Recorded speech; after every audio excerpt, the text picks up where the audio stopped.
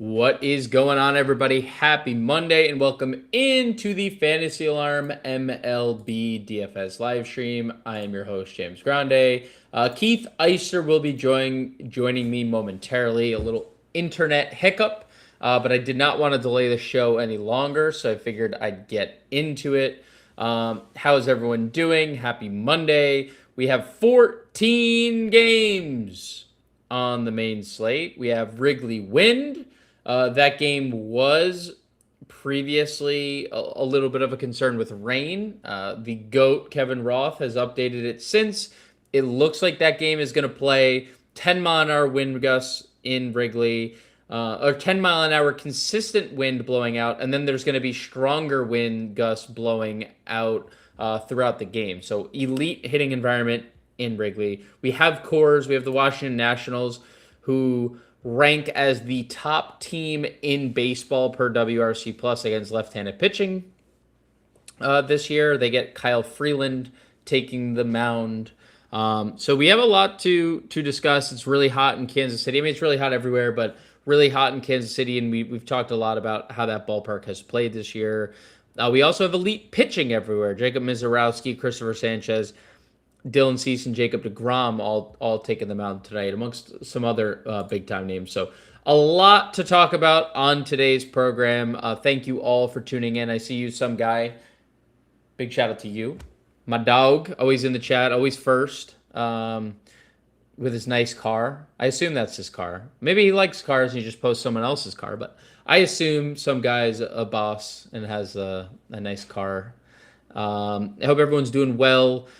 For those that are new or those that are old, we do this 5 times a week at 5 p.m. Eastern. We also have our preview show. So if you guys would be so kind, hit the like button, subscribe to the YouTube channel so you don't miss any programming. We have a lot of programming, football, baseball, golf, always on this YouTube channel. We have some NASCAR as well. There's a lot going on, especially the NFL draft guide dropped last week, and you can get all that stuff for 50% off right there on that scroll using code YT50. Used to be mine. Oh, well, that's why, it's nice to look at. Remember the good old times, right? Just keep it as your profile picture. Warren, what's up, dog?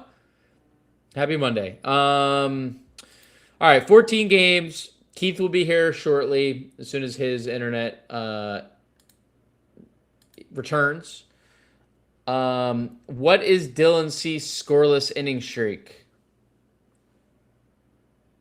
I mean, he's pitched scoreless in 2 straight games. I don't know what it was in the Texas start, or if he gave up runs in his final inning in Texas, but 15 into the last 2 games. And if you want to throw an inning on top of that in the All-Star game, you could be 16 because he dominated in the All-Star game as well.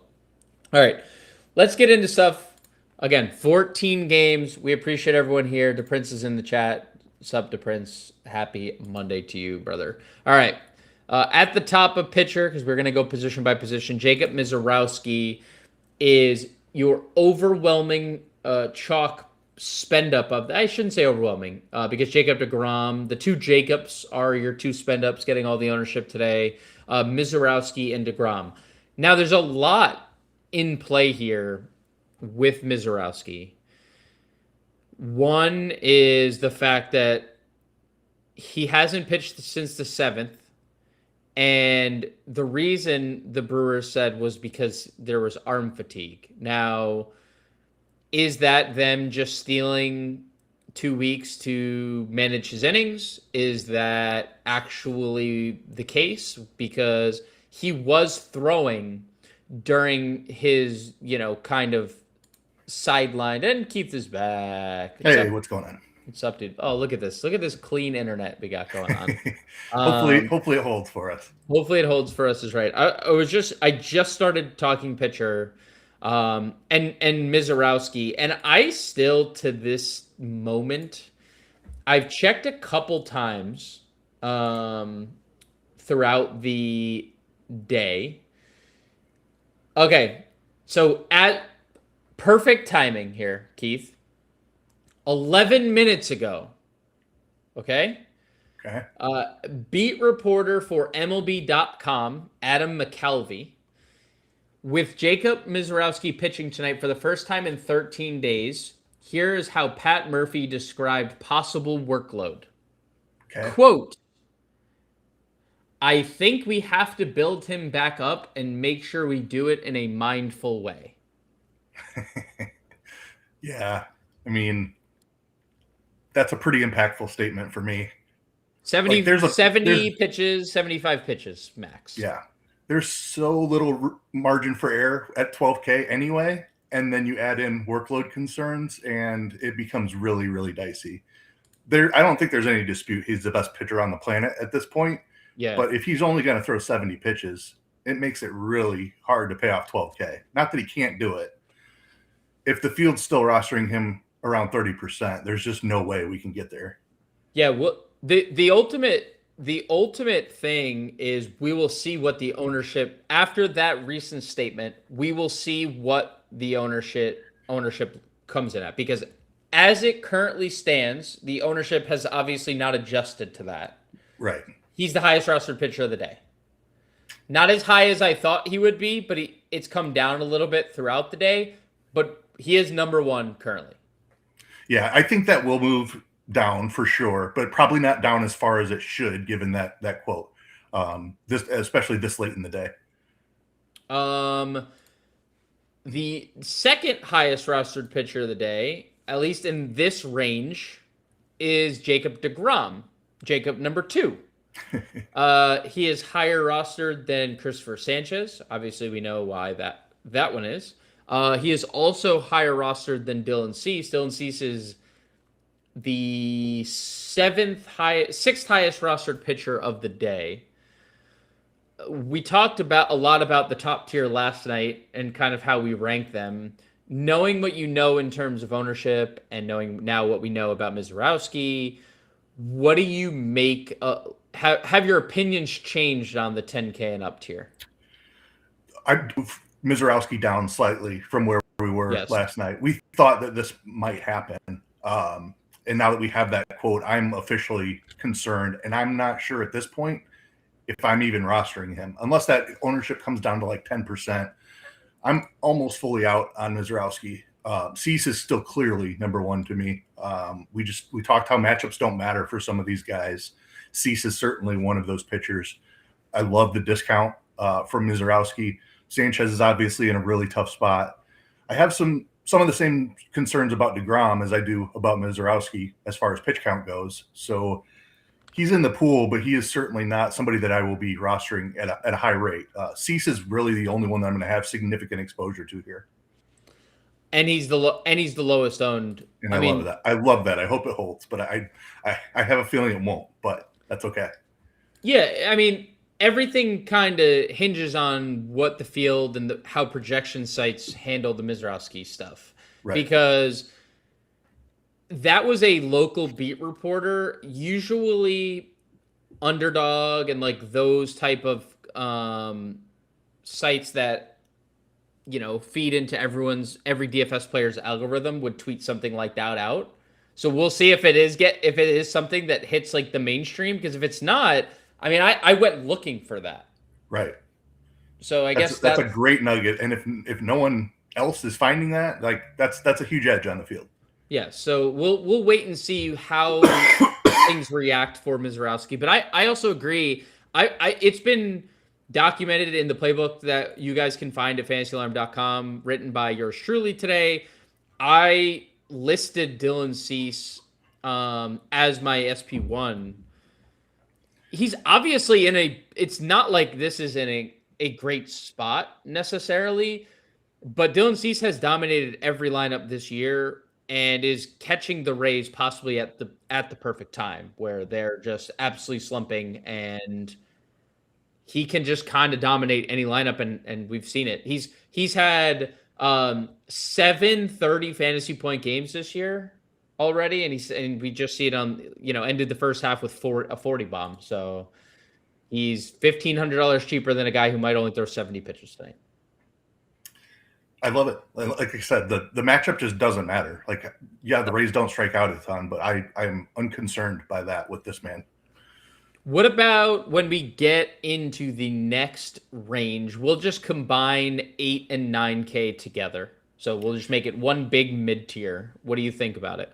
Yeah, Kirby is definitely interesting. Cincinnati has been atrocious against right-handed pitching. They have the highest strikeout rate in baseball. So while Kirby hasn't had the best season and doesn't always have a ton of upside, I think this is a high upside spot. He's at home where he's been far better in his career, and he has this elite matchup. So very fine with the price tag on Kirby. I think Ashcraft is one of my favorite pivots on the entire slate. Yep. The Yankees, sorry to say it, have just been poor for a month now. Yeah. We were talking about some of their July numbers on the preview show. They've struck out more than anyone in baseball since July 1st.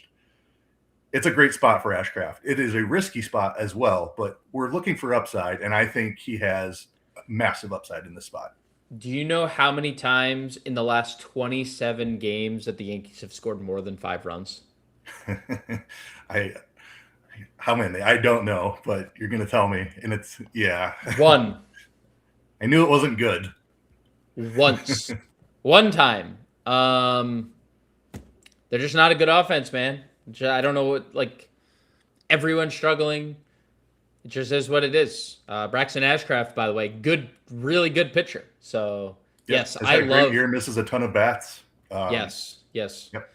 The only concern is that he does allow home runs. That's he is someone who is really good, but we've seen that.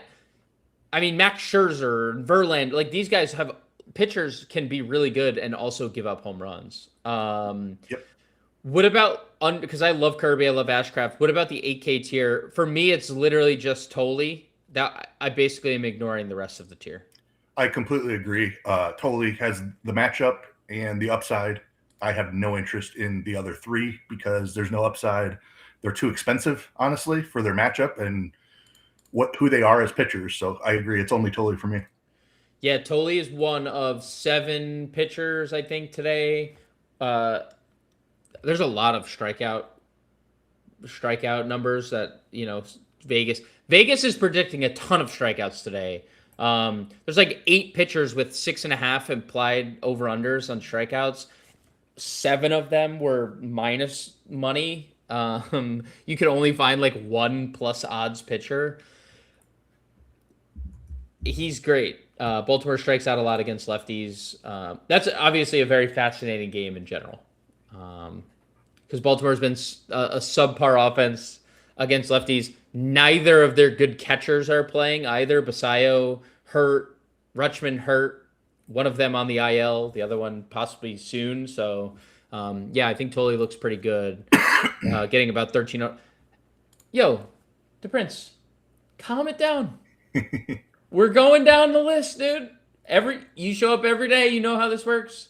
You also have the playbook. You know what I wrote up? Guess what? I wrote up Emmett Sheehan today. I wrote him up. He's there in the playbook. You guys can find at fantasyalarm.com right now. We're going there. Let's go. 7,900. I think this actually plays off Cam the Man 3253's comment. First time, long time listener, first time caller here. Cam the Man says, seems like there's plenty of good pivots off Weather's chalk. I think Emmett Sheehan is one of them. I completely agree. Price per dollar might be my favorite pitcher on the slate. It's close with him and Cease and Ashcraft, but he is in my top 3 pitchers of the day.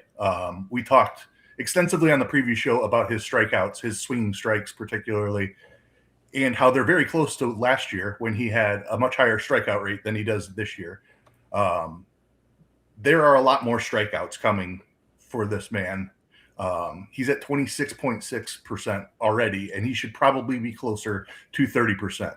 That type of strikeout stuff at 7,900 feels fantastic. And I am not scared of this matchup with the Phillies. You made some great points about their order and how it's set up. It's 3 guys that we're afraid of, and everybody else is just nothing to be concerned about. So I am fully on board with Sheehan. I love the ownership number. He looks fantastic today. Yeah, and I think like on slates like this where there's 28 pitchers, like you don't have to follow the chalk. I mean, there's so many different options you can look towards. The concern is a concern here. It's that the Phillies do hit home runs. They have a 170 ISO against right-handed pitching, right? That is how they beat you if they're going to beat you against righties. And why it's a concern is that Sheehan is a heavy fly ball pitcher in a pretty good environment to hit home runs in Philadelphia. So that's your one hesitation. Now, you take this whole tier is basically like, okay, Weathers is the chalk. What can I do outside of Weathers? I mean, DePrince asked about Sheehan. Cam said plenty of good pivots off Weather Shock. And then I think this is Ryan Schnabes comes in and says torn between Sheehan and Weathers. So it's like, because Weathers is similar, kind of, your issue is small ballpark home run problem, especially to righties. So it's like, they're both decent strikeout arms. They both have like the same risk. Yep. One of them's just significantly lower owned than the other. That's really it. And it's not to say that Weathers is a bad play. He gets a great matchup too. Yes. But he does have the same risks as Sheehan. So for the field to be going there, it's not quite double, but yeah, over double is what I'm seeing right now. Double. Over double. Yep.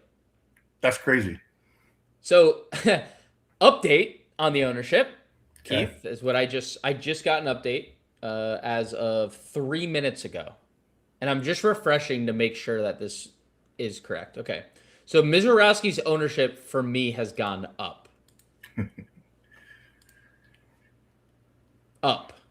Okay. Higher, more than it was. I mean, it's going to take an adjustment in projection, I think, across until his pitch count gets moved down. I think it's going to continue to stay there. Yes. Ryan Weathers is also going up. He is the second highest rostered pitcher of the day now. DeGrom's down 5%. Kirby's down almost 5%. Tolley was the biggest riser that I just saw. Tolley and Weathers are the two biggest risers in ownership.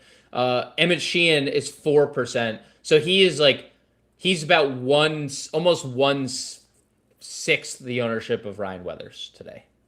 I mean, that's a crazy number on Sheehan. Like, for a guy with that much upside, that is just a crazy number. I can't believe it. Well, it's the perception versus the reality, right? It's perception of what Philly is versus the reality of what Philly is. Perception is they have Bryce Harper and Kyle Schwarber, and they both can double down. And while that's true, season-long numbers do not bear that out.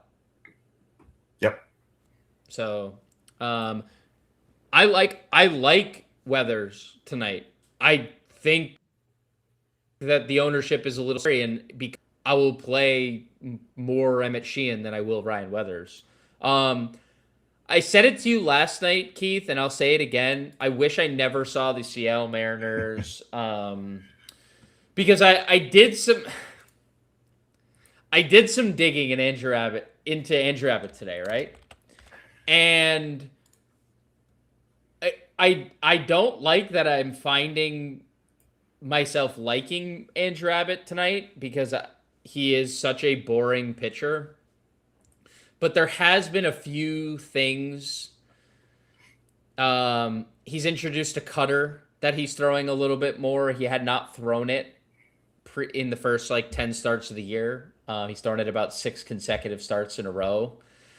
And in 4 of his last 6 starts, or 6 of his last 8 starts, rather, his swinging strike rate has been over 10.5%. And that's about the time he started throwing a little bit more of the cutter. And so I'm not saying that that's just immediately why he's generating more swings. And I'm not even saying he's going to come out and strike out a bunch of people. I'm just reporting what I saw on Andrew Abbott today against arguably the worst offense in baseball against left-handed pitching. I get it. Yeah. Not a pitcher that I roster, but it's kind of just a perfect storm for him. He gets the huge, I'm talking massive ballpark upgrade going from Great American to T-Mobile in Seattle is like among the biggest upgrades that you can get. So I get it. And the Mariners stink and they strike out a lot. I'm on board. I didn't want to be either, but I'm with you. There's not like a lot else to add. But I mean, I feel better about him than somebody like Freddie Peralta, who just hasn't been the yes, same guy this year. yes, and also getting ownership today, Kyle Leahy, he is just outside the double figure mark tonight.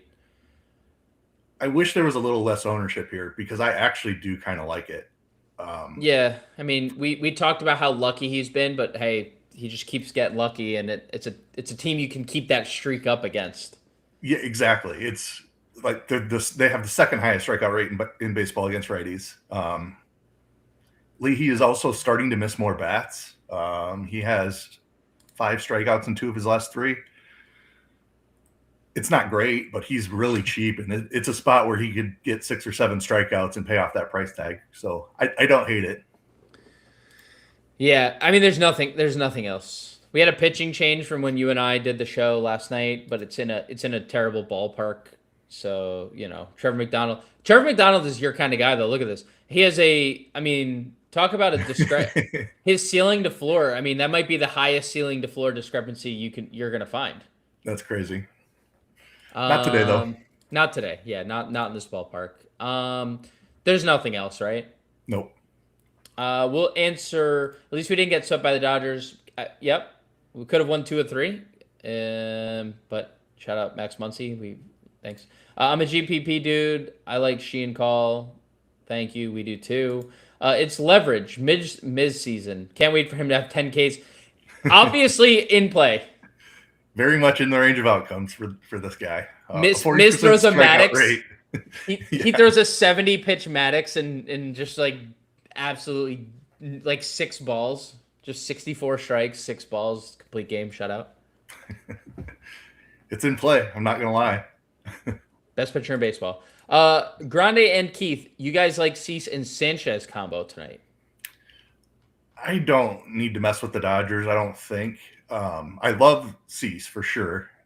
Paying up twice on this slate, I think, is wrong, and that's because the offense is elite, and there's some expensive offenses. I mean, if you did that and stacked Tigers, who are cheap enough to do that with, like, I could get on board with that, but I don't know. There's so much upside in the lower ranges of salary that I don't think you need to spend up twice on pitcher. Yeah, we had that comment from Darren as well. Build a double-studded pitcher and not just punt an offense that can beat a Nats versus Rockies adult softball game. Yeah, I mean, it's certainly in play. Any offense can go off for 10 runs at any time. And when you have 28 offenses to choose from, like, that could make sense. I feel really good about Weathers and Sheehan for sure, like, as far as being able to far outscore their price tags. That's the only reason I'm not going up. And I'm not saying I will have 0 lineups that have 2 spend-up pitchers. Like, I'll certainly have a Cease Ashcraft combo. I don't know. It's not wrong. I just don't think it's the way I'm building today.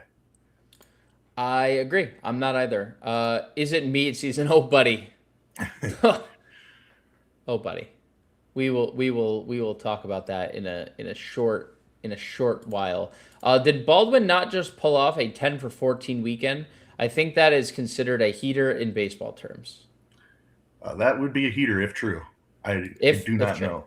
Yeah, he did have a 5 for 5. He did have a 5 for 5. You mentioned Tigers. Interesting Tiger lineup note here, Keith. Gleyber Torres activated from the IL, hitting second tonight for Detroit. Wow. So what is just his to make price tag? He is. We'll get there in a second. I don't know yet. I don't even know. So we'll get there. We'll go to catcher. There are good baseball players here at catcher. It's actually a very strong top tier of catcher. Hunter Goodman coming off the triple dong. Langoliers 5,600, and then you have like a strong 4K tier. Jensen, Baldwin, Dingler, Moreno. Who stands out at catcher here?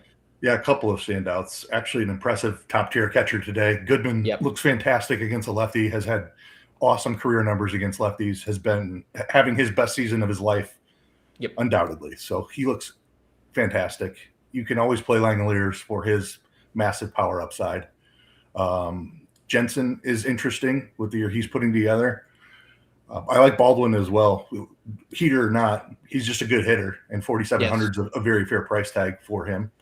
Dingler is a major standout in the wind against a pitcher who has given up as many home runs as anyone while he's been on the mound this season.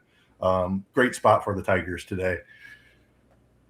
Like, it's Dingler is a major standout, and Goodman for sure, but they're all of the guys are great.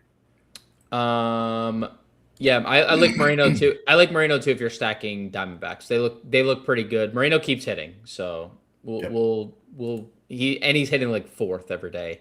Also, if K-Bear starts, actually we got to watch the lineup. They're playing Ford again, so oh boy, they're playing our boy Ford hitting seventh, so no K-Bear tonight. Do you think you're too low on Turner, Harper, and Marsh? No, I mean, I think you can play them. Well, I don't think Turner's in play for me, but I think you could play Phillies, but that doesn't mean I wouldn't. They haven't been good against right-handed pitching. The seasonal numbers don't suggest it. Yeah, I mean, Turner has just not been the same level of hitter. No. And he's getting up there in age. He's dealt with some injuries. He's not somebody I'm afraid of any longer. We gave our due respect to Harper and Marsh. They were included in that group of three with Schwarber of the dudes that we are afraid of. Yes, the lefty power. Literally, if you are a lefty power hitter, that is a little concerning. But no, I don't. Yep.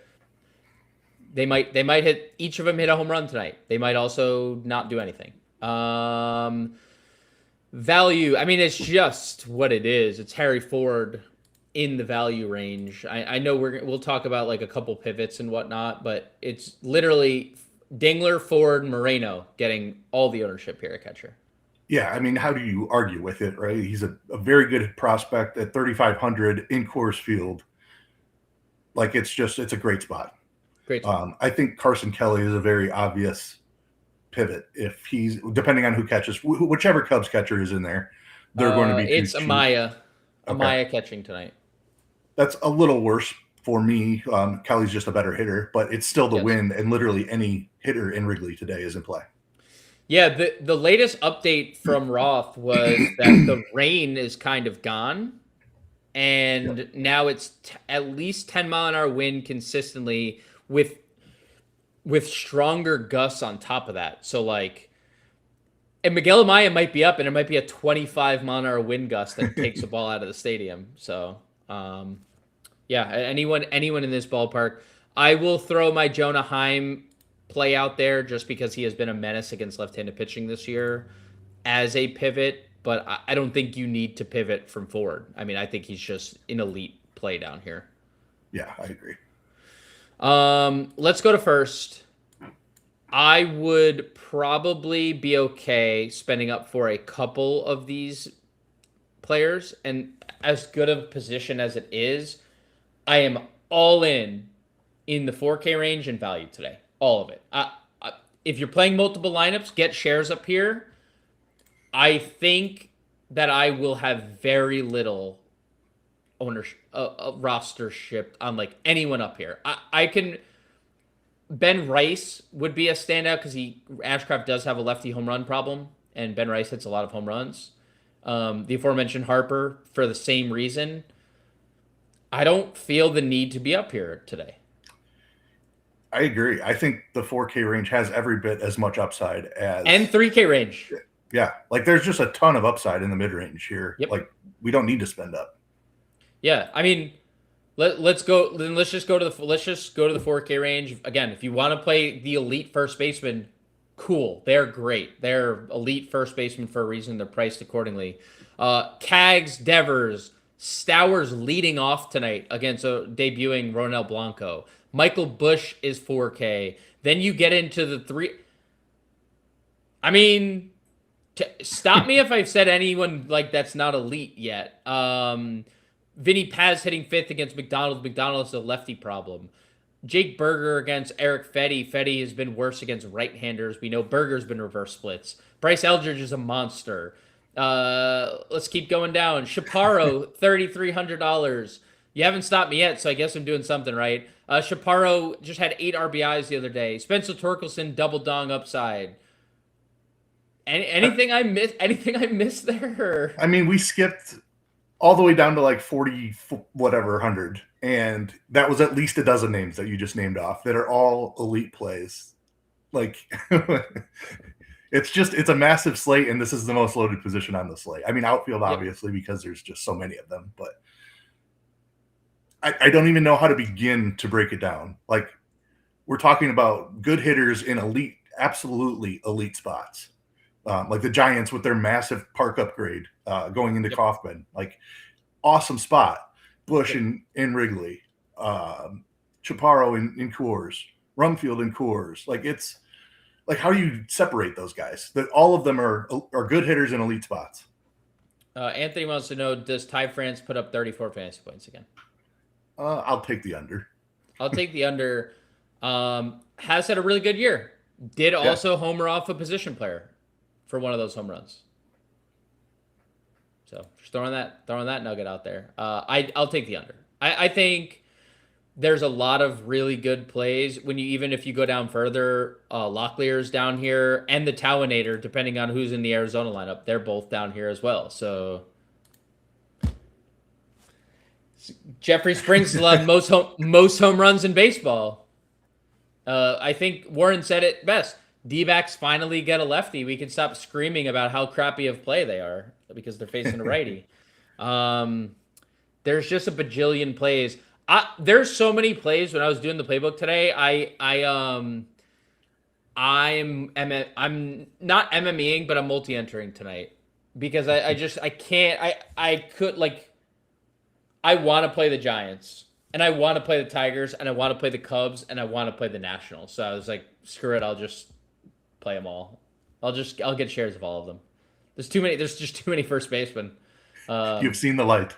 I've seen the light. No. I'll see the light on 14 game slates. The rest of it, I'll keep playing single entry. Let's go to second. Sorry, I did all the talking there, but no, you're good. Just you were supposed to stop me and you didn't, so there was no reason to stop you. No, right. No. Let's go talk about second because second's actually not bad. Gleyber Torres 4,300, by the way, is your price tag. What do we like here at second, Keith? Marte is the one that definitely jumps out. I mean, we talked about the Diamondbacks. We talked about Springs home run issues. Marte's mashed lefties his whole career, so great spot for him. I think Turang is fine if you want to go there, but Marte is easily the preferred option. Dipping into the 4Ks a bit, you can always play Weatherholt. Soriano hasn't quite been right this season. Nasim Nunez, a dude with a ton of speed. Like we said, if he hits a gapper here in Coors, a massive outfield, he might just run for days. Yep. He looks really good. I know it's not a huge power profile, but the speed, like a triple, is very much in play for him. And it doesn't even need to be like a misplay. If he hits a gapper that finds the wall, he's standing on third base. Or he's trying to stretch it into a It literally could be. Like if it takes a bad bounce and the outfielder doesn't play it perfectly, like it's an inside the park home run for this guy. Yeah, it might be a stand-up. A stand-up. I mean, I think there's I'd play Willie Castro here against Alvarez and the Washington bullpen, Washington bullpen has allowed the most runs and home runs out of any bullpen unit in baseball. I mean, they're the worst bullpen in baseball by there's not. I don't even know if there's a close second. Maybe the close second's the opposing or his own team, Willie Castro's team. You can play Jazz for home runs. You can play Arise in the stack. Albies. It's a great second base tier. What about value? Do you have any standouts? Your boy Pedro is in the lineup. I just saw he's hitting 7th tonight. Yeah, he's been good, and he's getting a little bit of extra run. You joked last night, maybe they're showcasing him for a trade. Like, that wouldn't surprise me at all. And he's he's responded with the playing time in a great way. So love that call. Like I said, anyone in Wrigley, but he's also been a good hitter recently. Right. Anything else in the value range?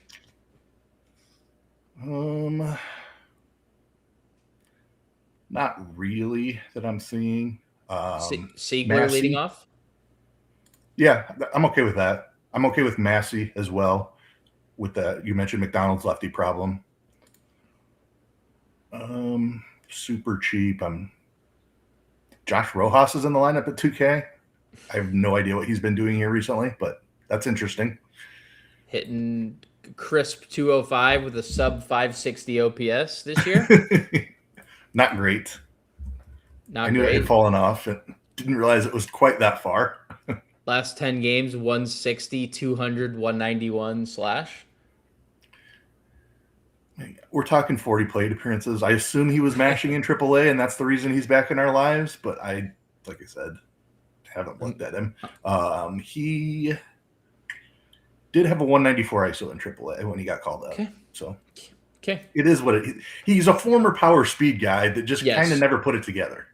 Yes, he is. He just, I thought he was in Arizona going to be better than what he was, and then he just never was. Yep. We had been talking about Curtis Mead, so the wait is over. I cover Boyd him on this show and the Playbook today, just to drive the point home. Just to drive the point home on my feelings on Curtis Mead. We were talking favorably about him last week, and now he's in the best spot imaginable. He's going into Coors Field. We've talked on how it's pretty easy to buy into the breakout for a former top 50 prospect in baseball, that it just took him a while to figure it out. He's always had the pedigree and has always been considered a future star. And he's figured it out and seems to be turning into that. Right. Hitting second in Coors, bad third base position. There's not a lot to dislike. I mean, he is rostered accordingly. You're not getting him, you're not sneaking this one by the field. He's 15%. That's like the 7th highest rostered player of the day. So, but yes, totally worth it. Elite fantasy play. Where do you go next here at third? Casey Schmidt is fine. Kevin McGonigal is one of the best hitters of the day. The field agrees. They're not wrong. Jameson Taillon's lefty problem is so absurd. I don't think I've ever seen an expected ISO that high. I know you put the exact number in I think it was 380 something. I know you know it, but it is absurd. The amount of hard contact Taillon has given up to lefties. Yeah, it is a 3. No, I didn't write it in the. Did I write his in the playbook? Let's see. He has a 50% fly ball rate, and it's 3.8 home runs per 9 innings to lefties. And then the expected ISO 307. Is 307, 323 surface level ISO. Not good. 239 BABIP against him, by the way, to lefties, which just even goes to show you things could get worse. Things could be getting worse for Taillon. And it's 80 degrees and the winds are blowing out in Wrigley. Yeah, and so I actually, I mean. Yes, McGonigal, and we're going to talk about Colt Keith here in a second too. Both are fantastic plays. What about the rest of third? I loved your Schmidt call. I think the righties against Michael Wacha look amazing. I think the Giants look amazing today, which is terrifying, but I do. What else at third do you like? You can always play Okamoto until they fix his price. We've talked about that ad nauseum. Machado's hitting better of late. Don't mind that. Bregman in the Wrigley Wind, he has figured some things out. He's hitting the ball much harder. And he's been much better here recently. Let's see.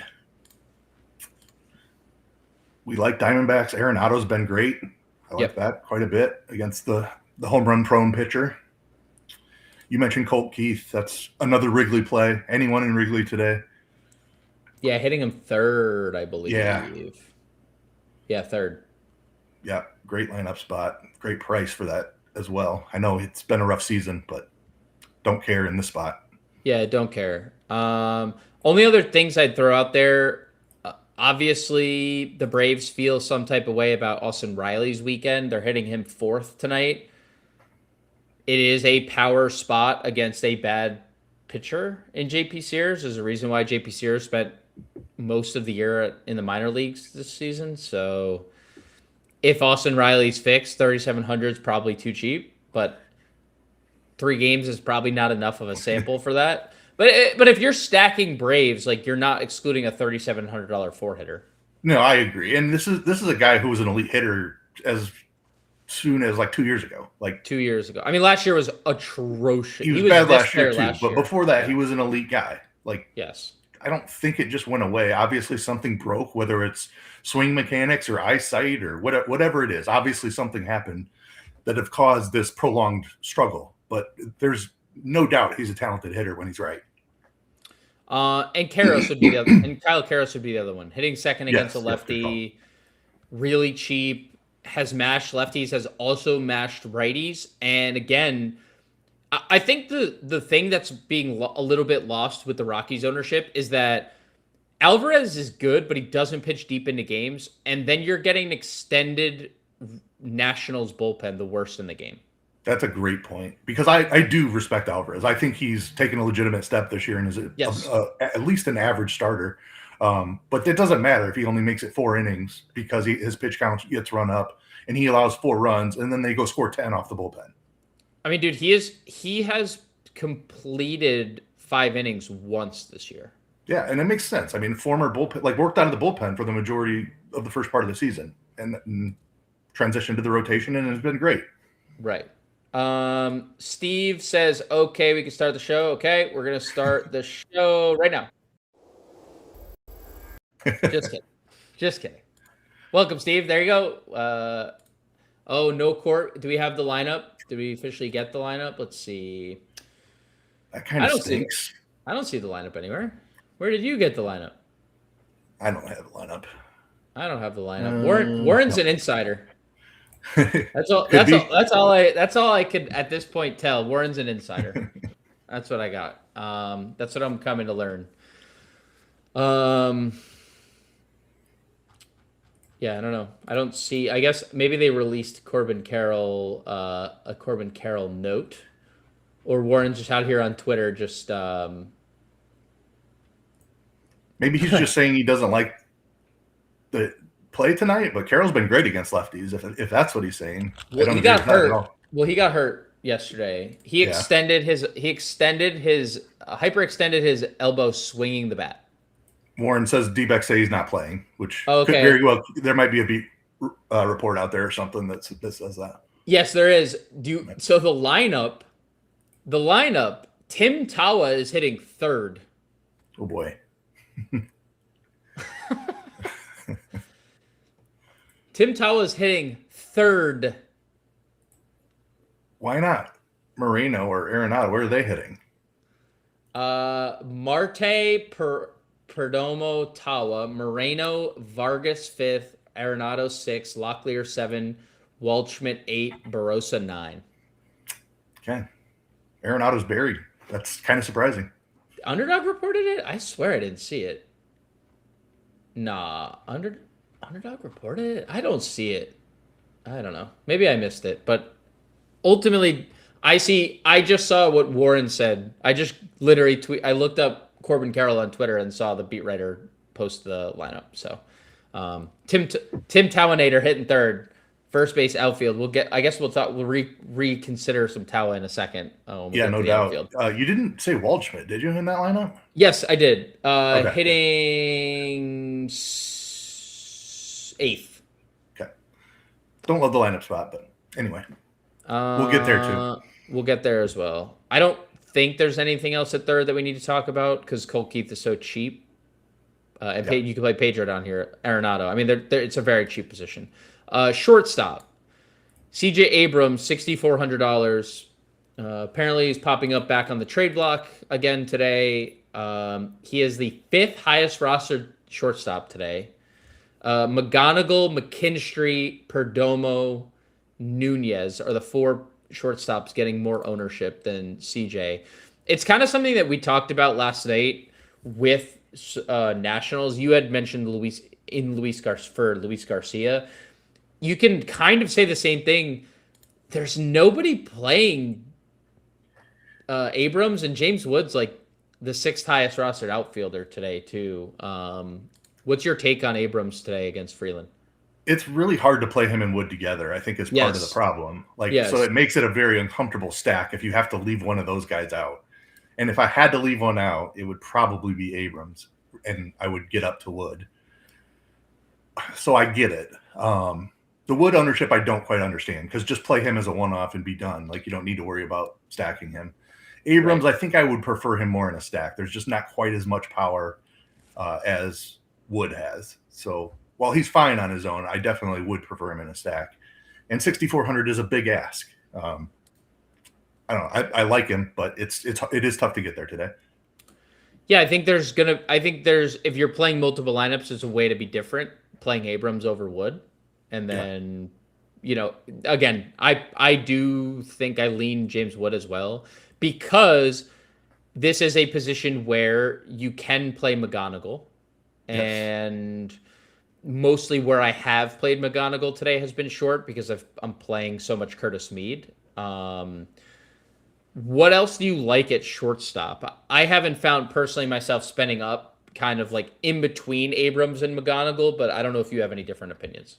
There's no standout there for me. Kind of like we talked about at first. Like it's better in the mid range. So while they're good hitters, I don't necessarily need to go there today. McGonigal's price is just too good. The spot is too good. Even Nasim Nunez, like, just too cheap for what he is in this spot.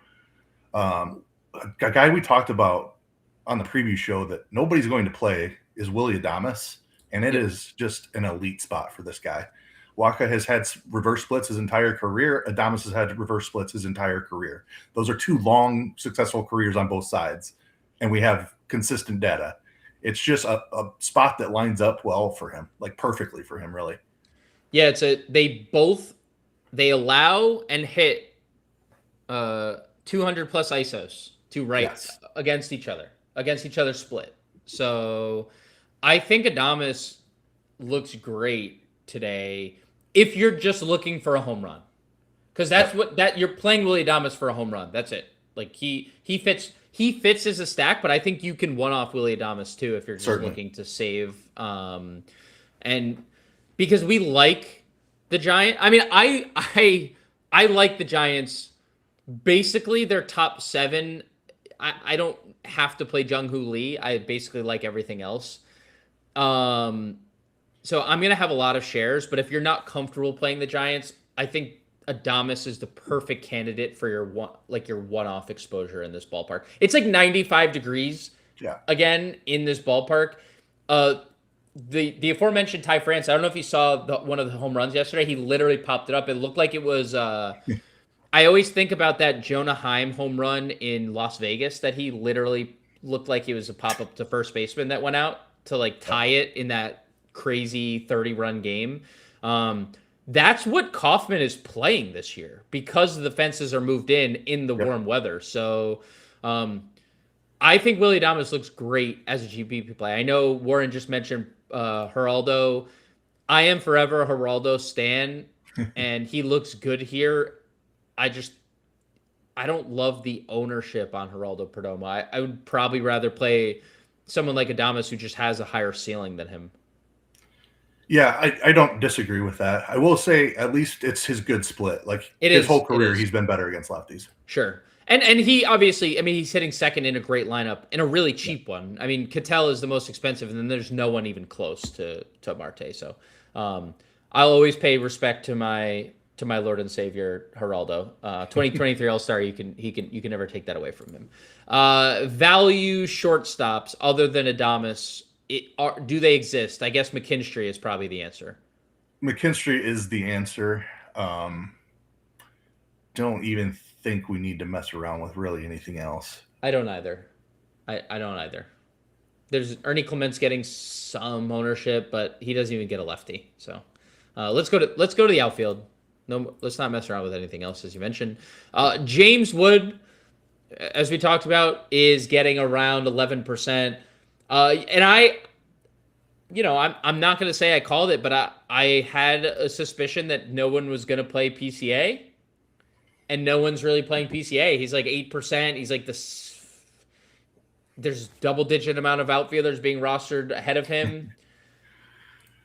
What do you like at the top of outfield? Just rattle off some of the 5K and up targets. Yeah, I mean, Wood is clearly the standout for me. Freeland doesn't have wide splits. Wood has been awesome against lefties this season. So don't let a lefty-lefty matchup scare you off. The ISO's at 250 against lefties this season.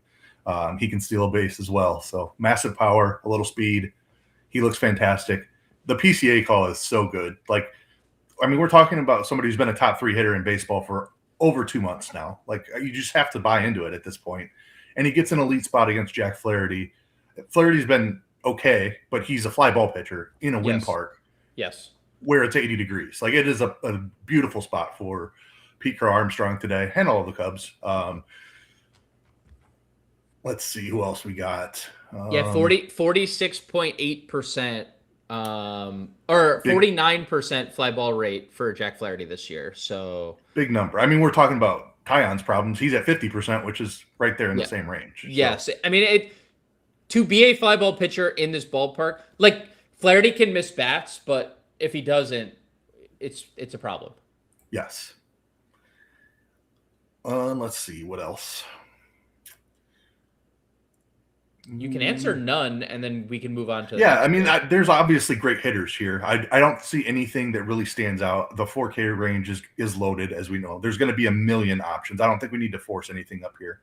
No. McCarthy certainly in course. I think when we dip into the 4K range, looks good. Seiya is in the wind. We love that. Slightly prefer lefties against Flaherty, but Seiya is certainly fine. Let's see. Dylan Cruz looks fantastic, has been better since his recall in Coors Field. Can't ask for much more than that. Hits lefties, and he hits lefties. That's the one thing he does really well. Yep. Carrig looks phenomenal. Love the ownership on him today and the price tag, honestly. And the lineup spot, hitting third tonight. Spot. Yeah, lots of good things for Carrig there. We talked Cags already. He's fantastic. Happ is fantastic in the wind. Ramos is fantastic with the ballpark upgrade and the correct split against Waka. Yep. Riley Green is one of the top hitters of the day, if not the top point per dollar play of the day. Like, he's just, we talked lefties against Taillon in the wind. What's not to like about that? Highest roster player of the day. Yeah. And like, you just can't argue with it. Yep. Agreed. I mean, he's been an elite hitter all year. Yep. Let's see. Langford against Fetty looks great. Yep. As Maryland, Darren just said it. I mean, might hit 2 bombs against Weathers, might strike out twice tonight too. He's as live as anyone. Absolutely insane start. Like, the dude has just been incredible. There's a lot of discourse about whether it's going to continue or not. Right. It's obviously this is not going to sustain, but has a lot of power. So. Yep. Then Schwarber is the play. I mean, Anthony, we know that you're a Phillies fan. Philly is proud. Philly is proud of you because you are a true Philly fan. They're one of my next. That's one of my next targets when the Yankees are there. I want to go to Citizens Bank. That's my next. Yeah. Mitchell, Young, you could play them both. What about 3K? Anything in the 3K range that stands out? Yeah, I'm sure we've got some dudes. Kerry Carpenter is certainly a dude. Big time power. Lefty against Taillon. Let's just stay here for a second. I think it's important. He's getting a lot of ownership, but I think there's times where, and you said it perfectly on the show last night, quote, "Don't care," end quote, that he's struggled over like his last however many at-bats. Yeah, like, obviously strikeouts are a problem, but he also has massive power when he gets a hold of it. And Taillon is not a guy that misses a bunch of bats. So I could not care less. Right. And there's win-aided stuff here as well. Exactly. Tonight. So Lane Thomas is the question. He's been good. It's been good. Undeniably good. Yeah. Jacob Young, yes. Do you prefer Adames Eldridge or Ramirez Bush stacks? Oh man, Brutal. that is a really tough question. I will answer first the first pairing because I think there's probably a higher home run ceiling. I don't Pedro is good, but he don't got it like that, like Adames and Eldridge do. No, I mean Ramirez has come into power this year. Yes. He had zero power as he climbed the minors, and then all of a sudden something flipped at AAA this year, and he started just mashing the baseball. So the Cubs do. So the Cubs apparently are doing something because PCA was that as well. Right. So Ramirez isn't zero power like we thought he was going to be, but he's still not on Adames's level. So I agree with you. It's slightly the first one, but it hurts me to say that as a Cubs fan. Hurts you to say it. What else do we got here? Conines 3100. Where's our boy Tawa? What's his price at? He's cheap. 2700. Yeah. He's hitting third. Jeez. That's going to be uncomfortable ownership. Let's see. Is Tim Tawa getting ownership right now? I think maybe not as of yet, but how can people ignore him hitting third against Springs? Yeah, he's double figures. He just cracked double figure ownership. And I think it's going to keep creeping up too. He's hitting. He's 2,700 hitting third in an elite spot. He's going to get owned. What do we got for Tim Tawa against lefty splits this year? That's what I want to know. Tim Tawa against lefties. Ready? Yeah. 26 plate appearances, so take it with a great assault. 095 ISO, 101 expected ISO, 248 WOBA, 332 expected WOBA. Last year, 080 ISO, 117 expected ISO. Wow, that is way worse than I expected it to be. 274 WOBA last year. That was 84 plate appearances. This dude is raking in AAA this year, or he did before he got called up.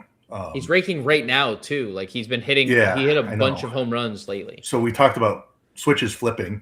Maybe something flipped here in Tawa. The Diamondbacks are clearly buying in, hitting him third. He's a cool nickname. That's the best I can say about it. I mean, he's a $2,700 hitter against the guy who's allowed the most home runs in baseball. It has to at least it's definitely in consideration. That's the part that feels good. Yeah. I'll take a definitive stance and say he's a better outfield play than he is a first base play. Yes, certainly agree with that. Anything else you want to talk about? Quick scroll. We mentioned Waldschmidt in passing. I think it's a great spot for him too. Yep.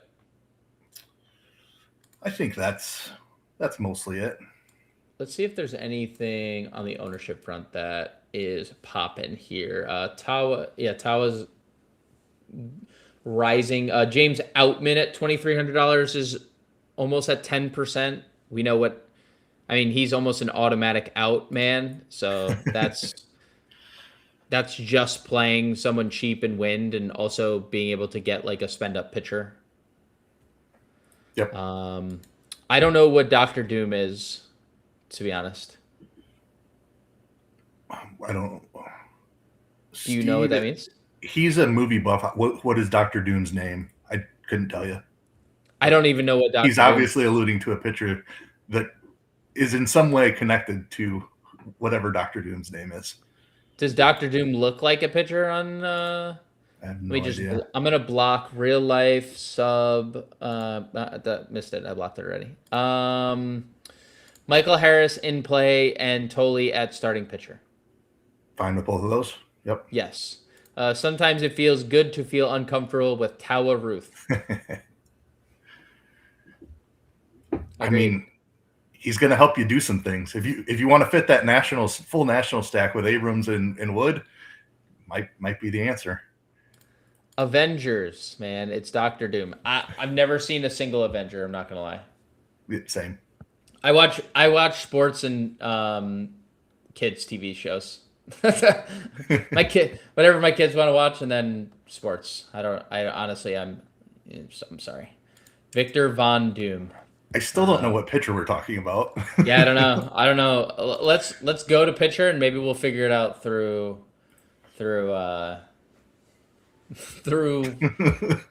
don't even think there's a pitcher named Victor on the main slate, so no, you can't play him. We're just lost here, Keith. So let's just build a core. And then Steve just called me John, so with an H. It's unfortunate. It's very unlucky. There's a tough scenes here in the Scuba chat Steve today. down bad. Scuba Steve down bad. We're probably gonna go Sheehan, right? We talked about him enough to just click that button. What do you want to do offensively?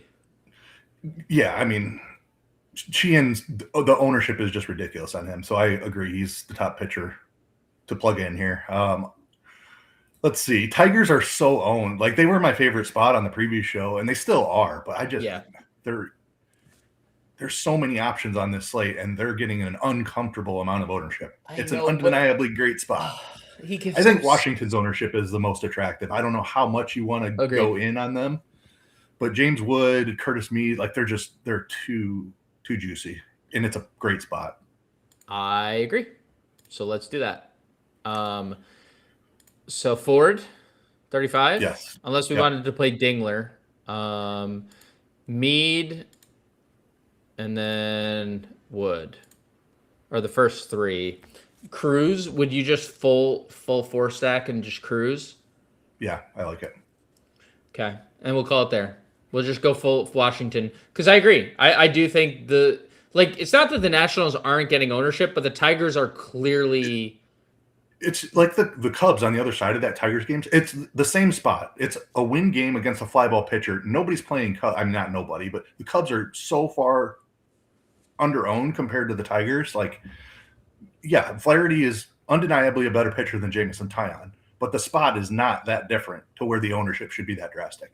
Agreed. That's exactly what I wrote in the playbook as my contrarian stack. The chalk was the Tigers, the Cubs were the pivot, and I was like, nobody's playing one side of the game in the same. Both teams are in a win game. Literally the same conditions. That's like essentially the Rockies argument. Yeah. Anytime they're at home, right? Nobody ever plays the Rockies. They're in the same game and are as live as anybody to go crazy. Yep. I mean, obviously they're not good, but they're still in a really good hitting environment. So I'm not trying to compare the Rockies to the Cubs, so I apologize if that's how it came across. But, all right, let's get out of here. We'll be back tonight with the preview show. Tomorrow, 5 p.m. with another live stream. Everybody, good luck this evening, and we will catch you guys later.